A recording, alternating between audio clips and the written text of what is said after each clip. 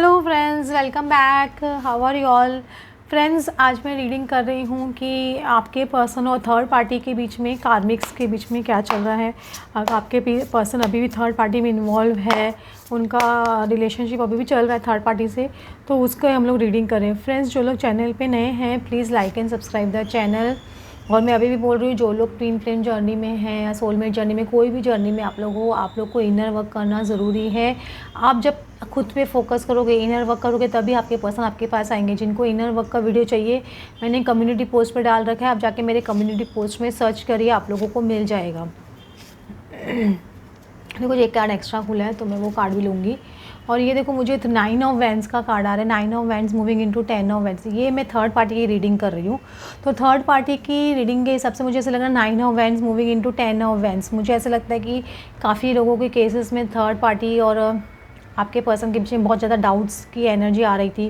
बहुत ज़्यादा वुंडेड, एक दूसरे को वुंडेड कर रहे थे, और हो सकता है एक दूसरे को बहुत संभाल भी रहे थे। ऐसा नहीं कि नहीं संभाल रहे थे, एक दूसरे को संभाल भी रहे थे, क्योंकि बीच में उनका थोड़ा लव, उनको लगता था कि शायद ये लव है, हमारा ट्रू लव है। तो उसकी वजह से दोनों जन एक दूसरे से बहुत ज़्यादा क्लोज हो गए थे। लेकिन अब ये 9 of wands moving into 10 of wands दिख रहा है आपको। 9 of wands moving into 10 of wands, जब ये एनर्जी आ जाती है ना, इंसान डाउटफुल एनर्जी आ जाती है। देखिए 2 वैंड्स अलग अलग डायरेक्शन में दिखे, आपको दिख रहे हैं। तो ये दिखाता है कि इंसान अलग अलग डायरेक्शन में जाने की अभी पोजीशन में हो रहा है। शायद थर्ड पार्टी की कंडीशन बहुत ज़्यादा ख़राब है। इसकी वजह से आपके पर्सन ऑल ऑफ झटका उनको बहुत ज़्यादा नहीं दे सकते, क्योंकि अगर उनको बहुत ज़्यादा झटका देंगे तो शायद हो सकते हैं उनको शायद कुछ इमोशनल ब्लैकमेल या इमोशनल धमकी या सुसाइड वगैरह ऐसे होते हैं ना।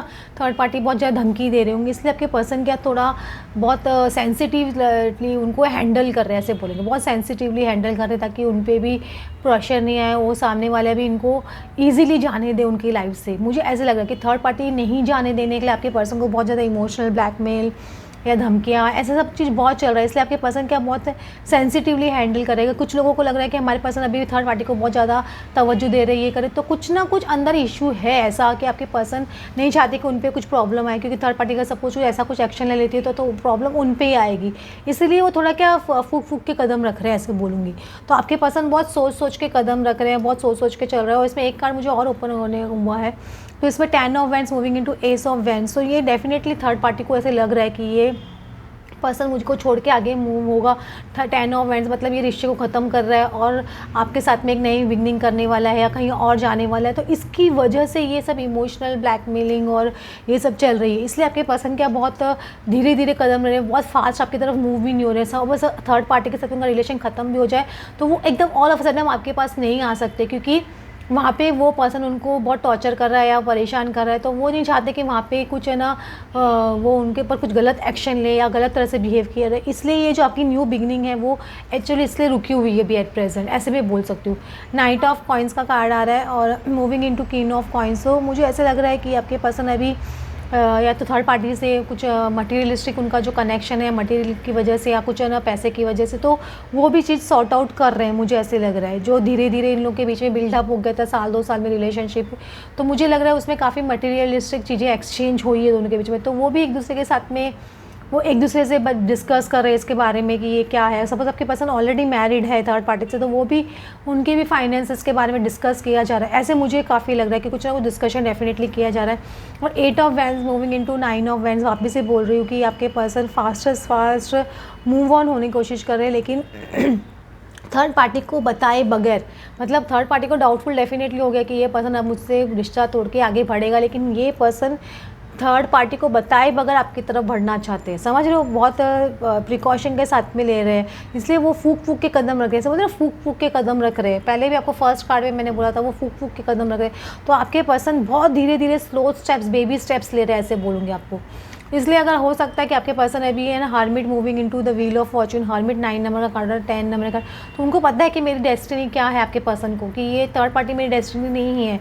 तो वो क्या हार्मिट मोड में, hermit moving into wheel of Fortune, मतलब उनको पता है कि मेरी डेस्टिनी कौन है, मेरे कहाँ है, मुझे जाना है, लेकिन बहुत स्लो पेस से मूव हो रहे हैं। हर्मिट कभी भी स्लो मूविंग एनर्जी होती है, बहुत इंसान जब हर्मिट मोड में चला जाता है तो बहुत टाइम लगाता है, तो वो बहुत सोच सोच के फूक फूक के कदम रख रहे हैं, एकदम धीरे धीरे धीरे बेबी स्टेप्स ले लेके आगे बढ़ रहे हैं।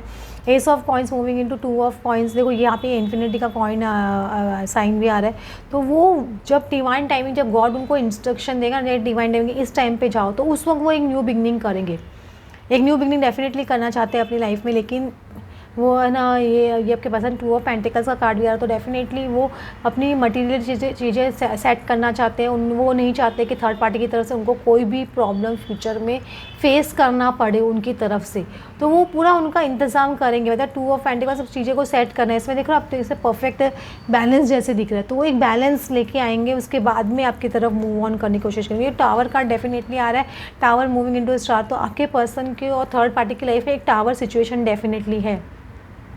एक मैं बोल रही हूँ उनका इमोशनल ब्लैकमेल चल रहा है या फाइट्स चल रही है, आर्ग्यूमेंट्स चल रहे हैं, तो आपके पास हम बहुत फूक फूक के कदम रखे, तो टावर सिचुएशन डेफिनेटली वहाँ पे है, ऐसा नहीं है टावर सिचुएशन नहीं है, और बहुत टाइम से चल रही है और अभी तक चल सकती है काफ़ी टाइम तक, क्योंकि प्रेजेंट सिचुएशन में टावर चल रहा है, लेकिन वो स्टार की तरफ मूव हो रहा है, तो डेफिनेटली आपके पर्सन इससे निकल जाएंगे, ऐसा नहीं कि नहीं निकलेंगे, लेकिन धीरे धीरे निकलेंगे। इसमें ना टावर है, इसमें देखो कांच के टुकड़े यहाँ पे दिख रहे हैं, तो किसी का दिल टूटेगा या जब रिलेशनशिप ब्रेक होगा तो ब्रेकअप का कार्ड भी होता है, ये ब्रेकअप दिख रहा है आपको या ब्रेकअप जैसा, तो सब ब्रेकअप जैसा हो रहा है उनके बीच में, तो एक भूचाल जैसा डेफिनेटली, क्योंकि आपके पर्सन बहुत श्योर है, लेकिन थर्ड पार्टी नहीं छोड़ना चाहती है आपके पर्सन को। कोई एक पर्सन है जो तो इस रिलेशनशिप को नहीं छोड़ना चाहता है, तो वो डेफिनेटली वो सीन क्रिएट करेगा, वो बवाल क्रिएट करेगा, आर्ग्यूमेंट्स होंगी, फाइट्स होंगी, इमोशनल ब्लैकमेल, ये सब चीज़ बहुत चलती है, तो ये सब चीज़ आपके पर्सन के साथ में बेसिकली हो रहा है, लेकिन वो सक्सेसफुली इससे बाहर आ जाएंगे क्योंकि स्टार कार्ड है इसीलिए। और page of swords moving into knight of swords, तो ये आपके पास धीरे धीरे मैं बार बार बोल रही हूँ बेबी स्टेप्स ले रहे हैं, लेकिन नाइट ऑफ सॉर्ट्स बाद में गति पकड़ेंगे, मतलब जैसे उनको लगेगा सेफ प्लेस पे मैं आ चुका हूँ। जब इंसान एक होता है ना कि निकलता है दुश्मन के अड्डे से, बोलते एक सेफ प्लेस, वो बोलता है कि बाहर निकलने के बाद में पहले धीरे धीरे निकलता है वो अड्डे से, ताकि किसी को पता नहीं चल जाए कि मैं इस जगह से निकल रहा हूँ।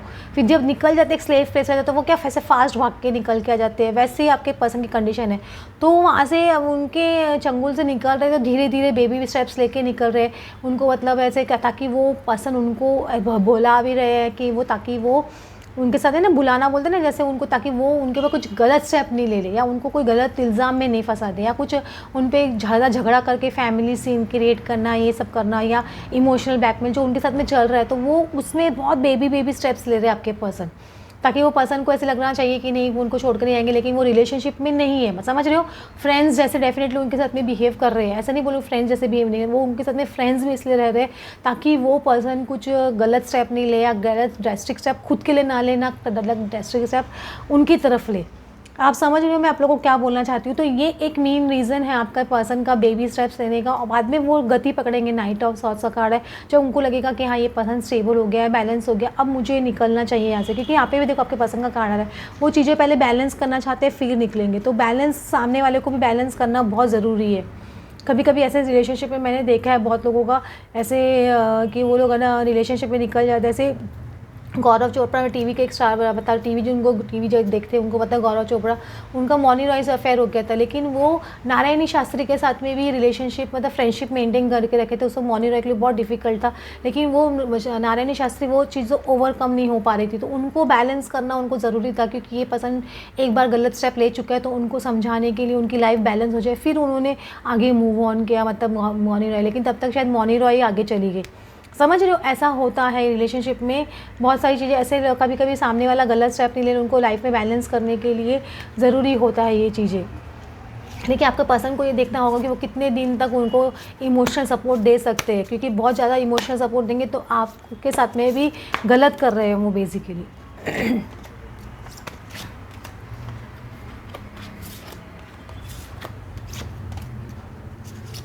अभी देख रहे हैं आगे क्या होने वाला है आपके पर्सन को थर्ड पार्टी के अंदर। आप देखो पेज ऑफ सॉर्ट्स का एक कार्ड आ रहा है, वो पेज ऑफ सॉर्ट्स मतलब इंसान के बहुत ट्रूथफुल कम्युनिकेशन होती है, एक कम्युनिकेशन का कार्ड है, लेकिन उनके साथ में बहुत ट्रूथफुल कम्युनिकेशन कर रहे हैं। वो उनको साफ साफ बोल रहे हैं कि मुझे उनके में इंटरेस्ट नहीं है, या उनके साथ में बातचीत में उनमें उनका अफेयर नहीं रह सकता है अभी। तो ये चीज़ शायद बहुत पेनफुल है, क्योंकि वो अब थर्ड पार्टी बार बार आपके पर्सन को अपना लव एक्सप्रेस कर रही है। नाइट ऑफ कप्स कभी भी लव एक्सप्रेस करने का कार्ड होता है, लेकिन ये 8 ऑफ सॉर्ड्स है, तो आपके पर्सन कंप्लीटली नो, मतलब 8 ऑफ सॉर्ड्स मतलब इंसान उनको जगह नहीं दे रहा है अपनी लाइफ में आने के लिए, कंप्लीटली उनको ब्लॉक किया जा रहा है या उनको ना बोला जा रहा है कि वो इस प्रपोजल के लिए रेडी नहीं है।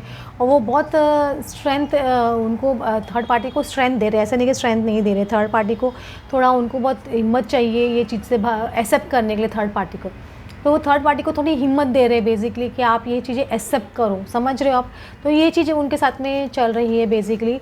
और ये एस ऑफ सॉर्ड्स का कार्ड आ रहा है, फूल कार्ड आ रहा है और एम्परर कार्ड आ रहा है। तो आपके पर्सन अभी ट्रूथ जो भी करेंगे ट्रूथफुली करेंगे, क्योंकि जिनका थ्रोट चक्र एक्टिवेट हो जाता है तो वो इंसान झूठ बोलना पसंद नहीं करता, ना झूठ बोलता है। और उनको आपके और आपके पर्सन के बीच में भी सपोज कम्युनिकेशन ब्लॉकेज है, आपके पर्सन के साथ में बातचीत नहीं हो रही, तो कहीं ना कहीं आपका थ्रोट चक्र ब्लॉक्ड है, आपके पर्सन का थ्रोट चक्र ब्लॉक्ड होता है, वो बहुत ज़्यादा झूठ बोलेंगे या एक्सक्यूजेस बहुत करेंगे।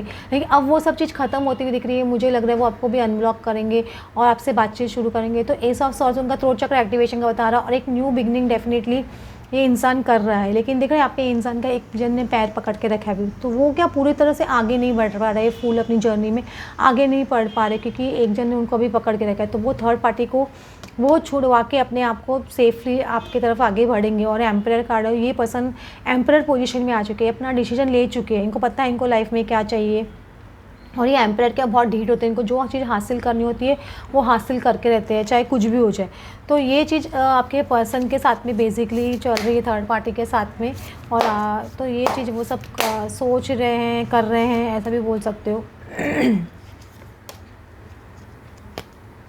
अभी देख रहे हैं वो क्या फ़ील कर रहे हैं बेसिकली।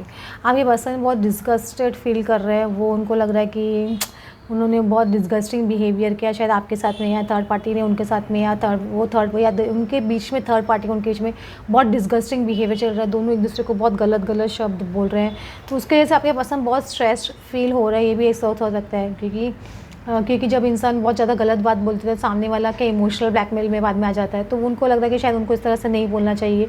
तो वो भी एक स्ट्रेस है आपके पर्सन से, और यही एक रेसिस्टेंस है, उसकी वजह से वो आपकी तरफ नहीं बढ़ पा रहे। ये एक रेसिस्टेंट है, मतलब उनकी लाइफ में ये थर्ड पार्टी की वजह से ये ब्लॉकेज है जो आपकी तरफ नहीं बढ़ पा रहे हैं। समझ आपको लग रहा है ना कि थर्ड पार्टी से निकल चुके हैं फिर भी क्यों नहीं आ रहे हैं, ऐसा अगर है तो फिर तो ये एक मेन रीज़न है, क्योंकि वो पर्सन को, वो भी सामने वाला एक जो है थर्ड पार्टी, वो भी एक इंसान है, तो उसकी भी फीलिंग्स है, कुछ ना कुछ है, अटैचमेंट्स हैं उनके भी, तो उनको हैंडल करना ज़रूरी है। ऐसा नहीं कि हैंडल नहीं कर सकते, तो करना ज़रूरी है। होप फ्रेंड्स आपको आज की रीडिंग अच्छी लगी हो, then please like and subscribe. Thanks for watching.